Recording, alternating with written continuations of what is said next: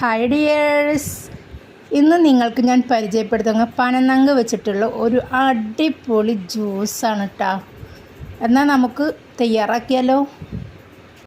അതിനായിട്ടൊരു 10 പനനങ്കാണ് കേട്ടോ ഞാനിവിടെ എടുത്തിരിക്കുന്നത്. ഇതിൻ്റെ മീതത്തെ തൊലിയൊക്കെ കളഞ്ഞിട്ട് വേണം ജ്യൂസ് അടിക്കാനായിട്ട്. കട്ടപ്പാലിൽ അടിക്കുന്നതിനേക്കാളും ടേസ്റ്റാണ് കേട്ടോ പാൽപ്പൊടിയിലടിക്കാൻ. ഞാൻ രണ്ടും പരീക്ഷിച്ച് നോക്കിയതിന് ശേഷമാണ് എനിക്ക് ഇഷ്ടപ്പെട്ടത് പാൽപ്പൊടി ഇട്ടിട്ട് അടിച്ചപ്പോഴാണ് കേട്ടോ. അതാണ് ഞാൻ നിങ്ങളുമായിട്ട് ഷെയർ ചെയ്യുന്നത്. ഇനി നമ്മൾ ക്ലീൻ ചെയ്തെടുത്ത നമ്മുടെ പനനങ്ക് നമുക്കൊരു മിക്സിയുടെ ജാറിലേക്ക് ഇടാം. ആവശ്യത്തിന് പഞ്ചസാരയും 1 കപ്പ് പാൽപ്പൊടിയും, പിന്നെ ഇതിലേക്ക് തണുത്ത വെള്ളം, വേറൊന്നും നോക്കണ്ട, അങ്ങോട്ട് അടിച്ചെടുക്കുക തന്നെ. എന്നിട്ട് ഒരു സെർവിങ് ഗ്ലാസ്സിലേക്കാണ്ട് പാർന്നതിന് ശേഷം അതിലേക്ക് കുറച്ച് കസ്കസ് കുതിർത്തിയതും കൂടി ചേർത്ത് കൊടുത്ത് കുടിച്ചാണ്ടല്ലോ വേറൊരു ലെവലാണ് മക്കളെ.